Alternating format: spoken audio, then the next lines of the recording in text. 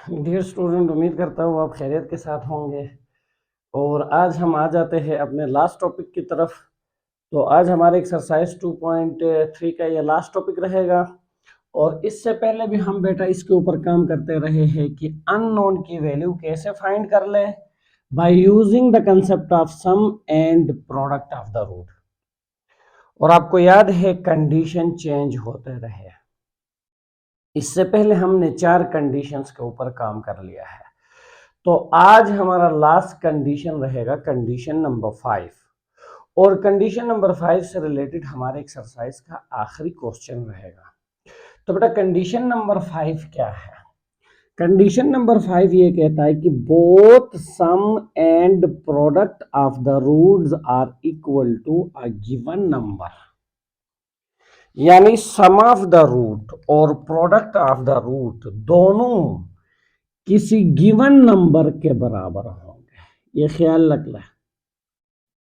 Some and product of roots both are equal to a given number. Number आप लोगों को दिया जाएगा, वो नंबर कुछ भी हो सकता है। जैसे बेटा देखें, when sum of the root and product of the root, when sum of the root and product of roots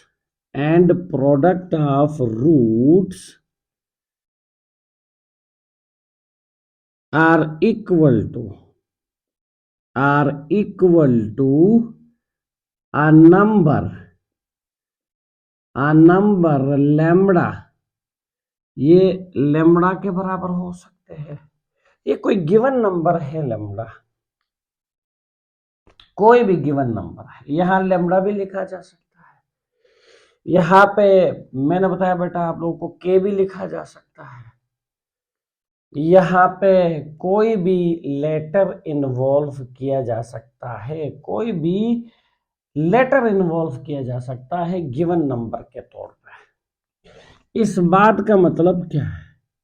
इस बात का मतलब ये है कि alpha plus beta equal to lambda और alpha beta equal to lambda. यार दोनों किसके बराबर है? लेम्डा के बराबर है। और ये लेम्डा क्या है? कोई जर्नल नंबर है, कोई जर्नल नंबर है। अगर इन दोनों बातों को सामने रखा जाए, इन दोनों बातों को सामने रखा जाए, तो यहां से वाज़ेह तौर पे हमें नजर आता है कि ये कहना चाहता है कि अल्फा प्लस बीटा और अल्फा बीटा दोनों की वैल्यू क्या है? सेम है। यार देखिए, अल्फा प्लस बीटा लेम्डा के बराबर है, अल्फा बीटा भी लेम्डा के बराबर है। So both are equal to a same number, therefore they are also equal. Therefore they are also equal. तो बेटा कंडीशन नंबर 5 हमें बताना चाहता है कि सम ऑफ द रूट और product of the root actually बराबर है, इक्वल है। तो इस कंडीशन को यूज करके आपने अननोन की वैल्यू क्या करना है? फाइंड करना है। तो बेटा अब वाज़ेह तौर पे आप देखें इस कंडीशन के अंदर, तो आपको दो चीजें चाहिए, sum of the root, product of the root. तो सबसे पहला काम, हम सम ऑफ द रूट भी निकाल लेंगे, प्रोडक्ट ऑफ द रूट भी निकाल लेंगे और कंडीशन को अप्लाई कर लेंगे। जो भी अननोन है वो खुद ब खुद निकल आ जाएगा। तो बेटा याद रख ले, इसका जो प्रोसीजर है, प्रोसीजर भी यहां हम डिस्कस कर लेते हैं। तो प्रोसीजर आपके पास क्या रहेगा? पहला स्टेप आप अपने जहन में बैठाएं, जो भी आपका क्वाड्रेटिक इक्वेशन है वो स्टैंडर्ड फॉर्म में होना चाहिए। जो भी आपका क्वाड्रेटिक इक्वेशन है वो स्टैंडर्ड फॉर्म में होना चाहिए भाई, बहुत जरूरी है। The given quadratic equation, the given quadratic quadratic equation must be in standard form, लाजमी तौर पे स्टैंडर्ड फॉर्म में होना चाहिए। ये पहली बात आ गई। और दूसरी बात देखिए भाई, find sum and product of roots. दूसरी बात यह है कि भाई आप लोगों ने सम और product of the root find करना है। अल्फा प्लस बीटा, आपको पता है sum of the root formula बराबर होता है -b/1। Alpha beta product of the root formula है c/a। ये दूसरी बात आ गई भाई। अब तीसरा पॉइंट आपके पास क्या है? तीसरा पॉइंट आपके पास ये है, अप्लाई द गिवन कंडीशन।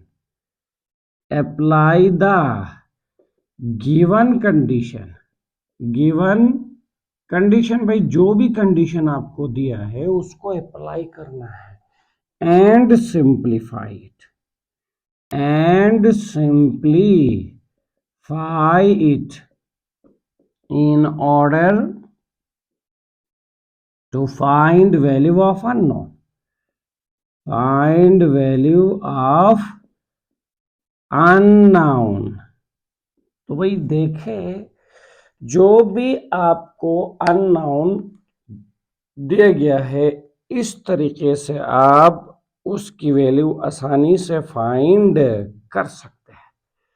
तो ख्याल रख ले, ये 3 स्टेप्स आप लोगों ने अप्लाई करना है जब भी कंडीशन नंबर 5 के ऊपर काम करना हो। Given quadratic equation standard form में होना चाहिए, ये पहली बात है। उसके बाद हम सम ऑफ द रूट और product of the root calculate कर लेंगे, और उसके बाद हम गिवन कंडीशन को अप्लाई कर लेंगे, सिंप्लीफाई कर लेंगे, ताकि हम अननोन की वैल्यू फाइंड कर सकें। तो बेटा इससे रिलेटेड हमारे एक्सरसाइज के अंदर क्वेश्चन नंबर 6 है और 2 पार्ट उसके मौजूद होंगे। तो भाई देखें, अब हम आ जाते हैं थोड़ा सा इससे रिलेटेड क्वेश्चंस हम कर लेंगे। तो देखिए बेटा क्या कहता है, exercise 2.3 question number 6। Question number 6, find m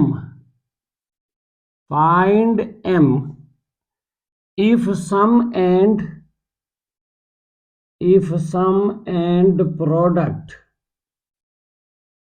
of roots is equal to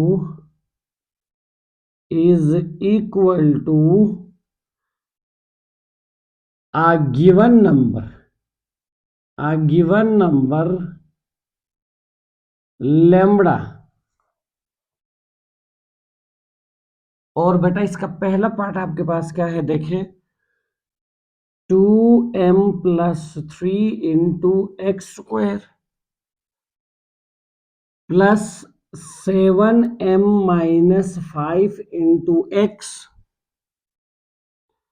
plus 3m - 10 that is equal to 0। तो देखिए ये हमारे पास क्वेश्चन है, और क्वेश्चन के मुताबिक क्या है, इस क्वाड्रेटिक इक्वेशन के सम और प्रोडक्ट ऑफ द रूट बराबर हो किसके, गिवन नंबर लेम्डा के। तो आपने यहां से m की वैल्यू फाइंड करना है। तो यहां जो अननोन है बेटा वो हमारे पास क्या है, m है। तो देखिए बेटा आपका पहला स्टेप, जो भी क्वाड्रेटिक इक्वेशन है वो स्टैंडर्ड फॉर्म में होना चाहिए, और हमें जो क्वाड्रेटिक इक्वेशन यहाँ गिवन है वो स्टैंडर्ड फॉर्म में मौजूद है भाई, आप देख सकते हो स्टैंडर्ड फॉर्म में लाने की जरूरत नहीं है, ये स्टैंडर्ड फॉर्म में है, एग्जैक्टली स्टैंडर्ड फॉर्म। तो अब हम क्या कर लेंगे, हम भाई सीधे सीधे जो अगला स्टेप है उसकी तरफ जाएंगे, जहां हमने सम ऑफ द रूट और product of the root calculate करना है। लेकिन उसके लिए हमें ए बी और सी की वैल्यू चाहिए। तो बेटा देखिए यहाँ पे ए की value, A coefficient of x square, क्या है एक्स स्क्वायर का कोफिशिएंट 2m+3, और बी क्या है कोफिशिएंट ऑफ एक्स पावर 1 यानी लीनियर टर्म का कोफिशिएंट क्या है 7m-5, और सी क्या है कांस्टेंट टर्म 3m-10। अब देखें भाई, as we know that sum of the root alpha plus beta, formula क्या है -b/m।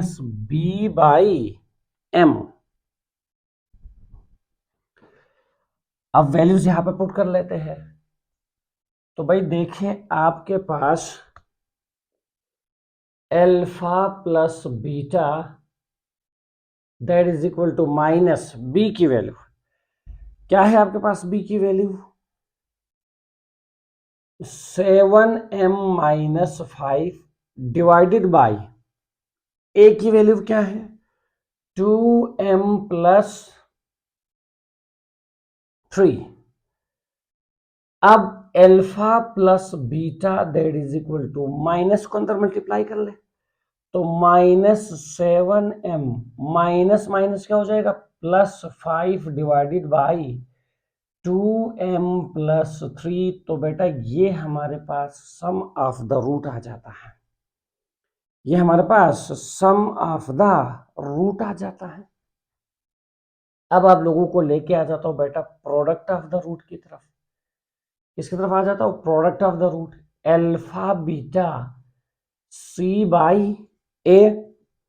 तो बेटा alpha beta is equal to C की वैल्यू क्या है आपके पास 3m-10 डिवाइडेड बाई ए की वैल्यू देखिए क्या है 2m+3।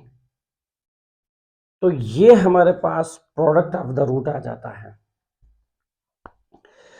तो सम ऑफ द रूट भी हमारे पास आ चुका है, प्रोडक्ट ऑफ द रूट भी हमारे पास आ चुका है। तो बेटा देखिए अब हम क्या कर लेते हैं, last step given condition apply कर लेते हैं। तो देखिए गिवन कंडीशन क्या है, according to given condition, according to given condition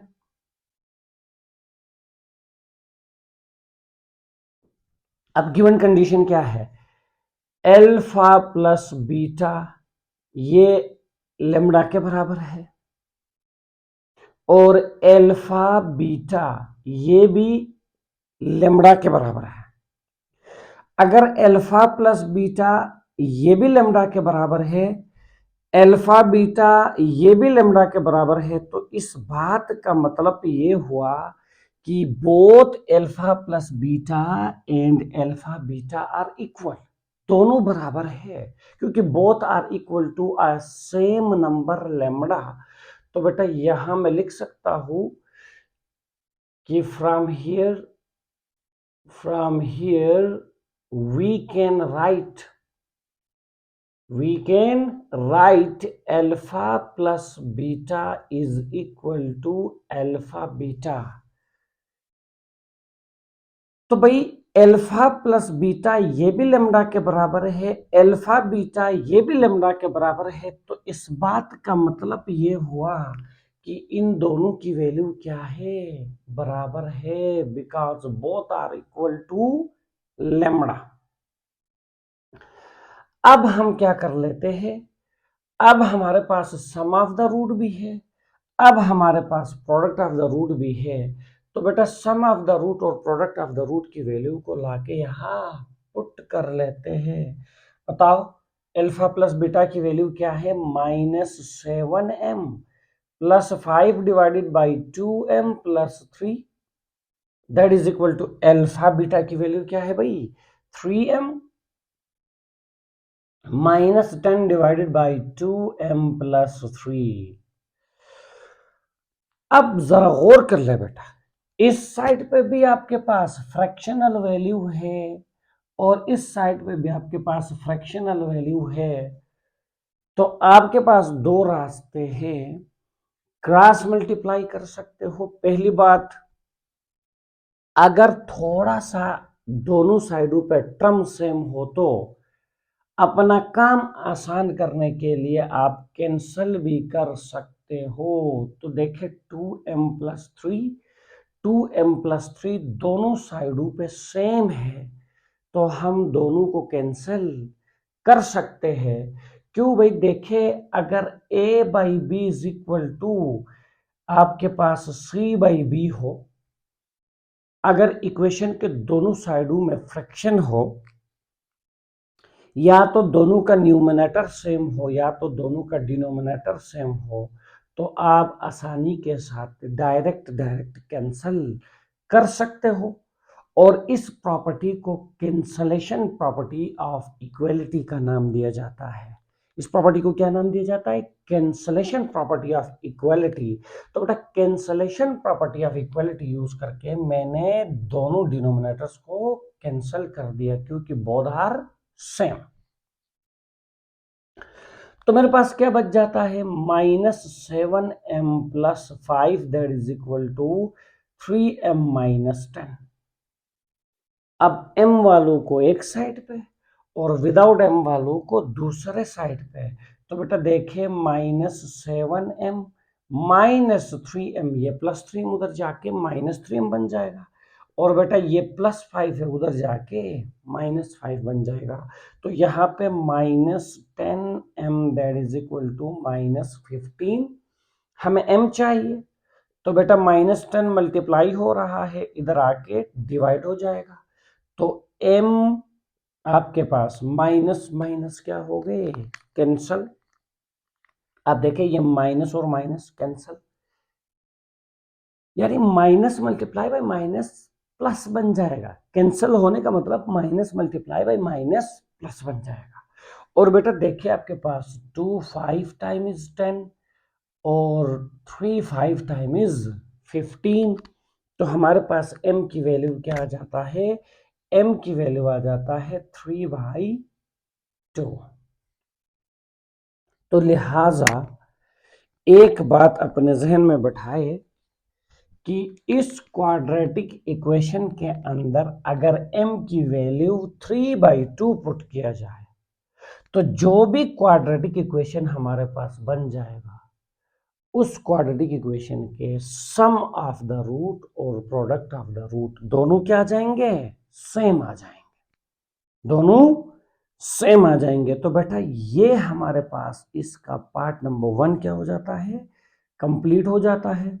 अब आप लोगों को लेके मैं आ जाता हूं पार्ट नंबर 2 की तरफ, जो कि हमारा लास्ट पार्ट रहेगा। तो बेटा देखिए लास्ट पार्ट हमारे पास क्या है,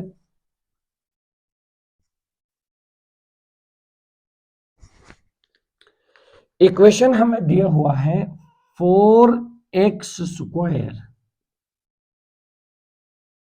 -3 + 5m into x -9m - 17 that is equal to 0।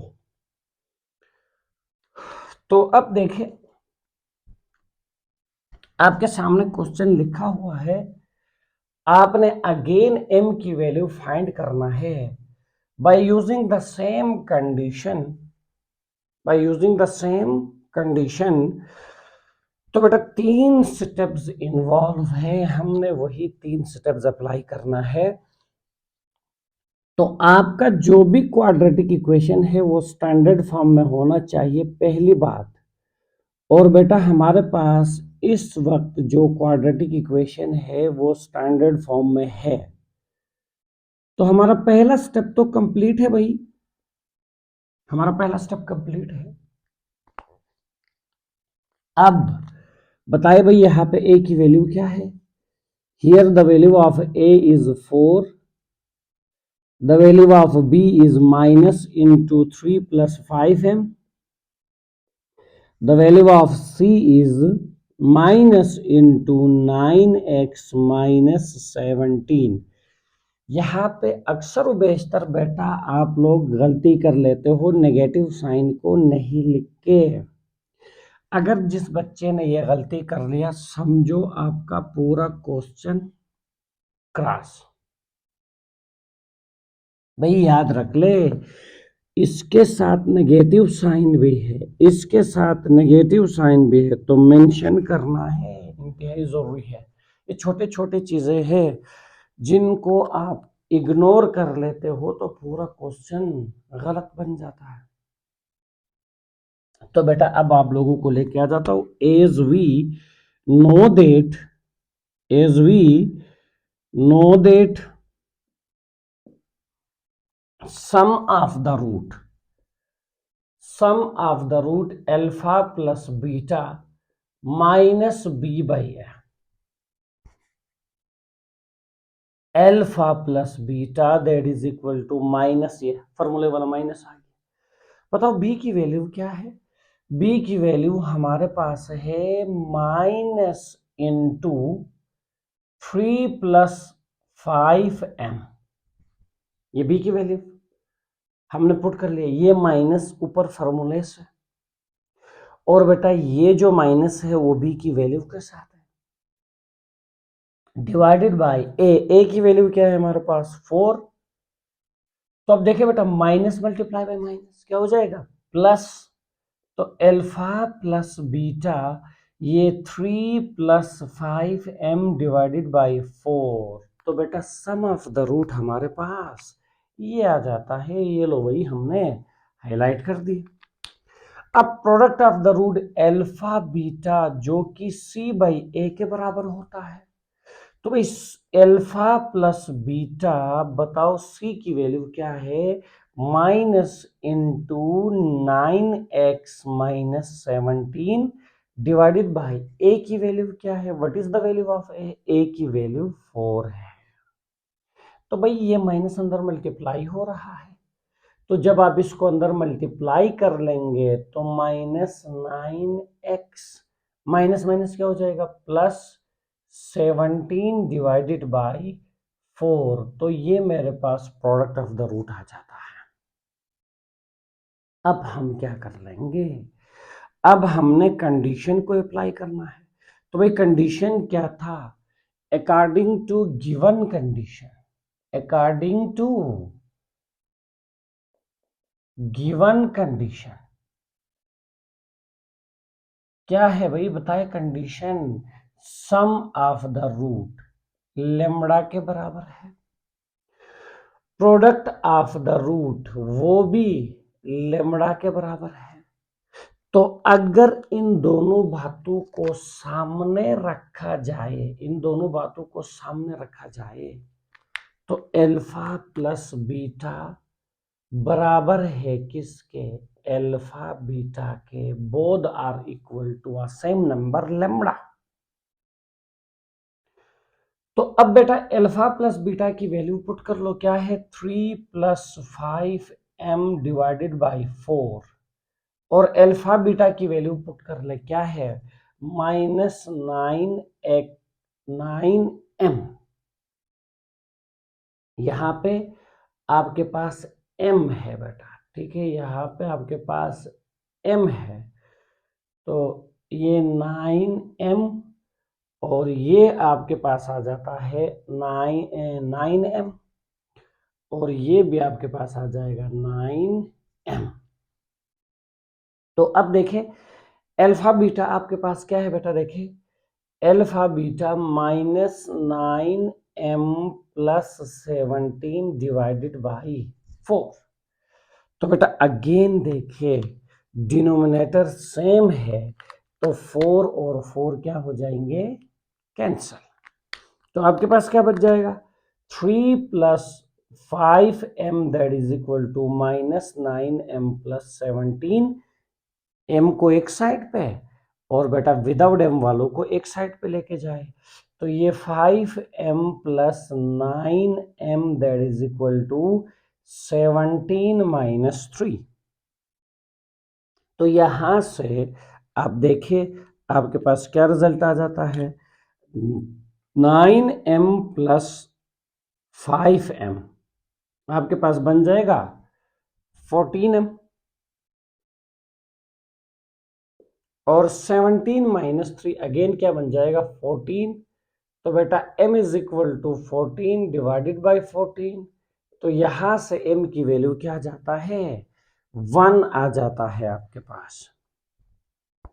तो इस बात का मतलब क्या हुआ, इस बात का मतलब ये हुआ कि अगर इस क्वाड्रेटिक इक्वेशन में m की जगह हम 1 पुट कर ले, m की जगह हम क्या पुट कर ले 1 पुट कर ले, तो इस क्वाड्रेटिक इक्वेशन के सम ऑफ द रूट और प्रोडक्ट ऑफ द रूट का आंसर सेम आ सकता है।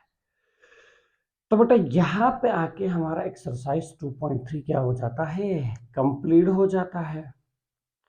तो अगेन बेटा याद रख दे, एक्सरसाइज 2.3 के अंदर टोटल 5 कंडीशंस है और हर कंडीशन का अपना प्रोसीजर आप लोगों को याद होना चाहिए। जब तक प्रोसीजर आपको याद नहीं होगा तब तक आप कहीं एसोलो बेस्ड आपके पास क्वेश्चन आ जाता है तो आप उसको डील नहीं कर सकते। तो भाई आपने प्रोसीजर को अपने जहन में बिठाना है कि भाई कंडीशन अगर ये हो तो उसका प्रोसीजर ये है, कंडीशन अगर आपके पास दूसरा आ जाए तो उसका अपना प्रोसीजर है।